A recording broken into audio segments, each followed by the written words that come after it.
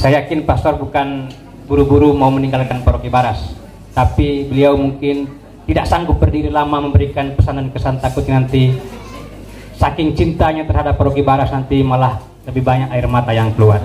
Untuk itu, dalam sambutan ini kami hanya memberikan pastor permainan kecil-kecilan. Boleh tidak pastor? Boleh, ya. Jadi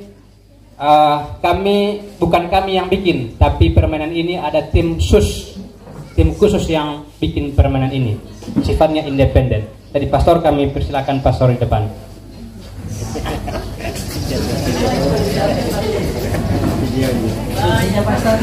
Baik, pastor, di sini ada 7 hadiah.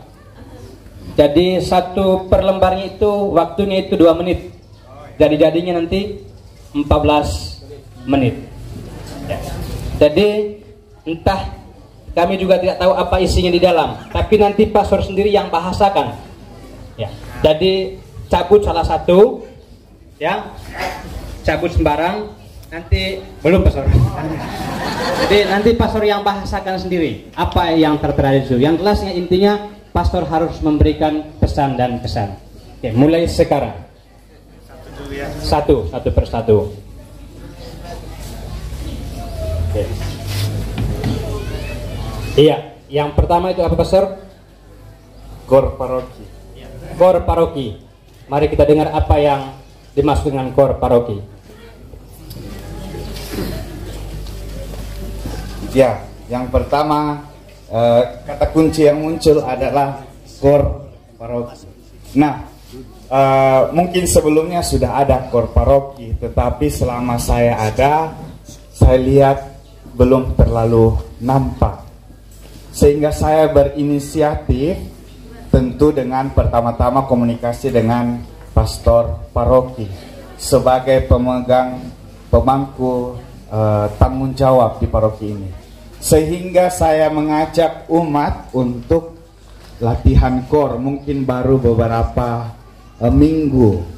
Dan untuk sementara, karena masih baru mulai, sehingga yang saya ajak stasi-stasi yang dekat dengan paroki, sehingga mulailah terbentuk kor paroki. Nah, mengapa saya mengambil inisiatif ini? Karena menurut saya umat di Paroki Baras itu suaranya bagus-bagus semua, ya, apalagi memang mayoritas orang timur, ya, orang NTT terkenal dengan suaranya yang merdu.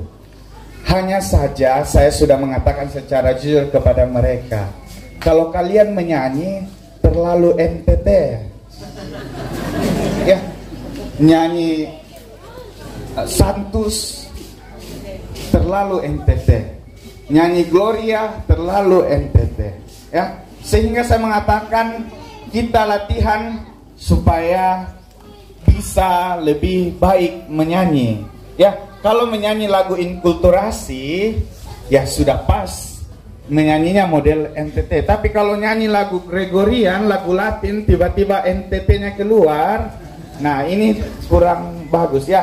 Dan ini memang menjadi PR, ya, untuk kita, ya. Saya mendampingi OMK misalnya juga kemarin, paling sulit itu menghilangkan NTT-nya kalau menyanyi, ya. Sebelum kami pergi lomba ke Mamasa, paling sulit itu. Pokoknya saya siksa benar-benar latihannya sampai mereka mengeluh, katanya sudah mau pingsan. Tetapi memang saya mau mengingatkan supaya lebih bagus, ya, menyanyi, karena memang suaranya sudah bagus, hanya belum terkontrol, belum terlatih dengan bagus sehingga bisa menyanyi dengan baik. Dan cukup menyenangkan bagi saya bahwa meskipun sudah orang tua, masih mau saya suruh untuk teriak-teriak, ya, menyanyi. Jadi kami kalau latihan kor itu kami tidak langsung nyanyi lagunya, tapi kami latihan vokal dulu, ya, sampai harus setengah mati latihan. Tapi bagusnya biar orang tua masih semangat datang latihan, biar hujan datang latihan untuk latihan kor, ya. Mungkin itu saja.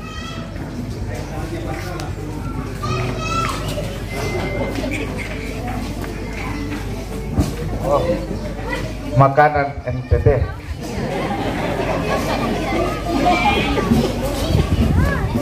Iya, yang saya tidak tahu namanya ya, tetapi pada intinya selera lidah saya dengan makanan NTT sama ya, jadi saya tidak kesulitan ketika datang di sini. Beda ketika saya ke Jawa ya, ketika saya kuliah di Jawa ya, awalnya saya sakit karena saya tidak cocok dengan makanan di sana yang katanya makan sambal tapi manis ya. Nah, tetapi di sini selera saya dengan makanan orang NTT sama, jadi tidak kesulitan dengan hal itu.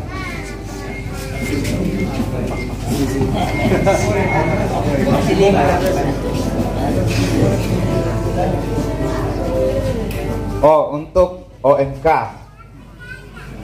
untuk OMK katanya di sini tuh pesan dan kesannya. Pesannya bisa semakin aktif ya, jangan hanya karena saya pindah jadi berhenti OMK yang sering datang di paroki atau yang mau kunjungan dengan pastor ataupun juga saling mengunjungi ya, supaya tetap boleh berlanjut.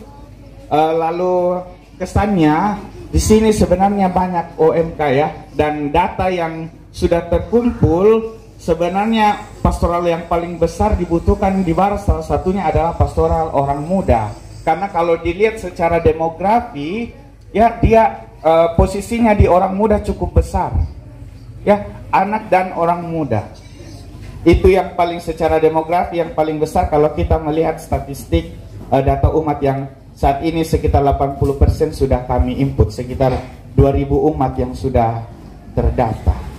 Jadi harus benar-benar sadar bahwa OMK itu, orang kadang mengatakan orang muda ini masa depan gereja. Nah, ini tidak salah, tetapi tidak sepenuhnya benar.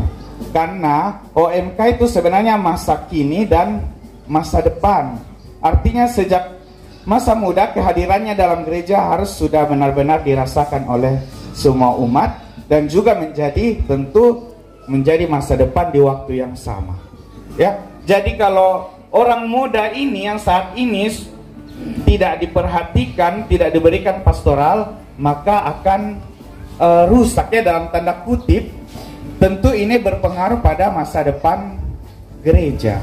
Jadi masa depan gereja ini ditentukan saat ini ya, OMK-nya saat ini bagaimana. Nah, dari situ kita sudah bisa menerawang bagaimana masa depannya gereja ke depan. Nah, begitu.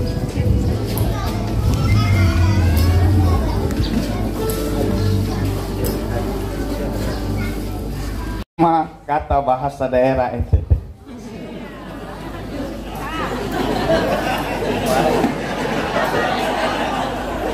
Panggawan apa? Oh. Terus yang kedua ngaji.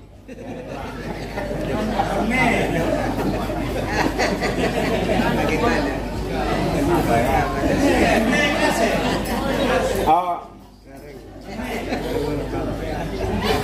Lupa, blank. Biasanya kalau ikut dengan biasa ingat-ingat, oh, baedok. Maaf kalau kosakatanya kurang bagus, soalnya bergaulnya dengan orang muda ya. Apalagi ya. Ketiga sudah. Tiga.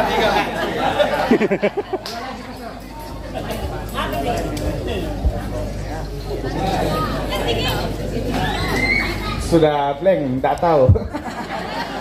Apalagi ya. Maika apa? Maihang. Maika ya. Terus terakhir apa ya? Polihang. Apa ya? Kemarin saya tahu hujan tapi lupa apa ya? Urannya sama. Ya, cukup ya.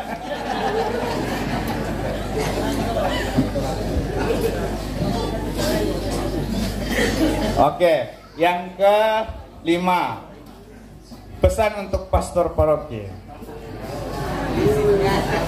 Ya, pesannya selalu tentu jaga kesehatan ya. Apa ya? Saya masih baru muda juga jadi pastor, tetapi rupanya juga kadang kurang perhatikan kesehatan kalau sudah sibuk pelayanan, ya. Apalagi pas pastor paroki sibuk kemarin, pokoknya yang minta pelayanan semuanya saya iyakan. Terakhir saya minum obat. Ya. Dan itu paling pertama, jaga kesehatan, lalu banyak bersabar, ya, lalu juga selalu setia dalam panggilan.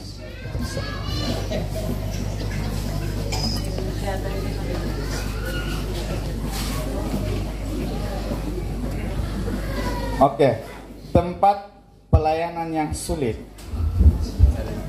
Saya tidak tahu ini pertanyaannya, tapi mungkin mengarah ke medannya mungkin, ya. Ya, paling Saluwijau, ya. Saya sudah pernah ke sana. Kebetulan saat itu hujan deras, jadi memang sulit. Tapi pas pulang sudah terik, mulus-mulus saja perjalanannya pulang. Hanya waktu pergi memang lagi hujan deras, sehingga agak sulit ya untuk bisa sampai ke gereja stasi. Terakhir, oke, Paroki Baras, ya. Nah, ini sudah saya sampaikan tadi bahwa Paroki Baras adalah cinta pertama saya sebagai imam. Bisa dikatakan kekasih pertama saya, ya, sejak saya jadi imam Paroki Baras. Dan di mana-mana seperti kata orang, cinta pertama itu tidak bisa dilupakan, ya. Jadi saya pun merasa bahwa saya tidak akan bisa melupakan Baras, karena disinilah pengalaman pertama saya sebagai imam, ya, bahwa ternyata jadi imam itu seperti ini, ya. Disinilah saya menemukan umat dengan berbagai latar belakangnya, tidak hanya NTT, meskipun mayoritas NTT, tetapi saya bertemu dengan saudara-saudara berlatar belakang Bali, Toraja, juga Jawa dan sebagainya, ya. Dan di sini sungguh memang benar-benar banyak rasa yang bisa saya alami, dan saya masih berharap selalu bahwa saya ada kesempatan untuk datang ke sini, ya. Meskipun di SK saya memang sudah ditulis besar-besar, SK ini berlaku sampai tahun 2026, ya, tetapi saya berharap bahwa saya selalu punya kesempatan untuk datang ke sini, ya. Yang terakhir, saya mengucapkan terima kasih pertama ke Pastor Paroki, ya, sudah menjadi rekan imam yang baik di paroki ini, ya.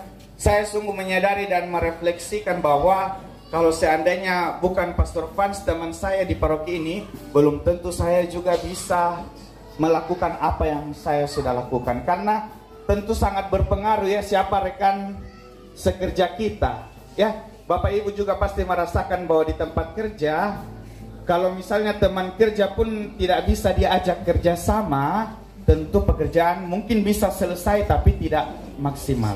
Dan saya merasakan bahwa dengan Pastor Van saya bisa bekerja sama dengan baik. Tidak hanya bekerja sama, tetapi bekerja bersama, ya.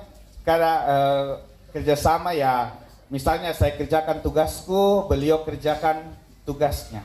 Nah, itu sudah bisa dikatakan kerjasama. Tetapi kerja bersama, ya, tentu bisa juga kami saling melengkapi, ya. Jadi kami bisa kerjasama dan kerja bersama. Itu terima kasih. Lalu terima kasih pengurus Depas, ya, juga sudah menjadi teman kerjasama yang baik. Kepercayaannya. Terima kasih segenap umat, semua orang-orang yang mau dengan tulus membantu saya. Saya sungguh banyak dibantu, ya, dengan ketulusan umat. Tidak digaji, tidak diberi upah, tetapi selalu menyediakan waktu membantu saya dalam pelayanannya.